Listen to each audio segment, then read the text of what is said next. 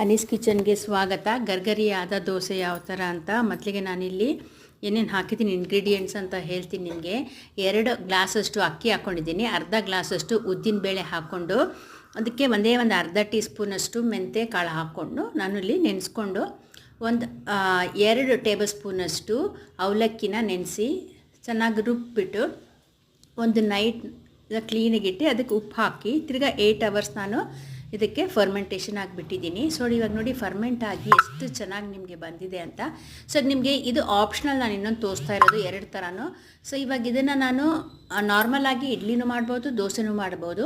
So ಇವಾಗ ನಾನು ಇದು ತೊಗೊಳೋದು ರವೆ, ಚಿರೋಟಿ ರವೆ. ನಾನು ಒಂದೇ ಒಂದು ಸ್ಪೂನಷ್ಟು ನಾನು ಏನು ಅಕ್ಕಿ ತೊಗೊಂಡಿದ್ದೀನಿ ಬ್ಯಾಟರು, ಸ್ವಲ್ಪ ಸಕ್ಕರೆ ಕೂಡ ಒಂದು ಥರ ಕಲರ್ ಬರಲಿ, ದೋಸೆಗೆ ಕ್ರಿಸ್ಪಿಯಾಗಿರಲಿ ಅನ್ನೋಕ್ಕೋಸ್ಕರ ನಾನು ಮಿಕ್ಸ್ ಮಾಡಿ ಹಾಕ್ಕೊಂಡಿದ್ದೀನಿ. ನಾರ್ಮಲ್ ಬ್ಯಾಟರ್ಗೆ ನೀವು ರವೆ, ಚಿರೋಟಿ ರವೆನ 1 ಸ್ಪೂನ್ ಹಾಕ್ಕೊಂಡು ಸ್ವಲ್ಪ ಸಕ್ಕರೆ ಹಾಕ್ಕೊಂಡು ಕಲಸಿಟ್ಕೊಂಡು ಇವಾಗ ಸೋಡಾ, ಒಂದು ಚಿಟಿಕೆ ಸೋಡಾ ಹಾಕಿ ಸ್ವಲ್ಪ ನೀರು ಹಾಕಿ ಕಲಿಸ್ಕೊಳ್ಳೋಣ. ಸೊ ತುಂಬ ಚೆನ್ನಾಗಿರುತ್ತೆ. ತುಂಬ ಮಕ್ಕಳಿಗೆ ಏನಾದರೂ ಕ್ರಿಸ್ಪಿ ಥರ ಬೇಕಂದರೆ ಇದರಲ್ಲೇ ಈ ಬ್ಯಾಟರಲ್ಲೇ ನೀವು ಕ್ರಿಸ್ಪಿ ಕೂಡ ಮಾಡ್ಕೋಬೋದು.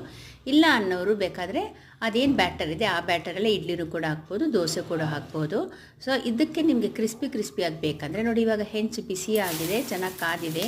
ಇವಾಗ ಅದಕ್ಕೆ ನಾವು ಎಷ್ಟು ಬೇಕೋ ಅಷ್ಟು, ಒಂದು ಸೌಟಷ್ಟು ಹಾಕ್ಕೊಂಡು ಸ್ಪ್ರೆಡ್ ಮಾಡ್ಕೊಳ್ಳೋಣ.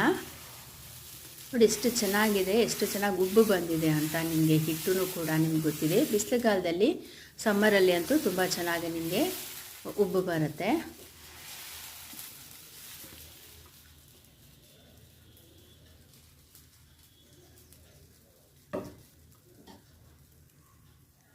ಈ 6 ಅವರ್ಸ್ ನೆನೆಸ್ಲಿಕ್ಕೆ ಇಡಲೇಬೇಕು. ನೋಡಿ ಮೇಲ್ಗಡೆ ಸ್ವಲ್ಪ ಎಣ್ಣೆ ಕೂಡ ಸವರಬೇಕು.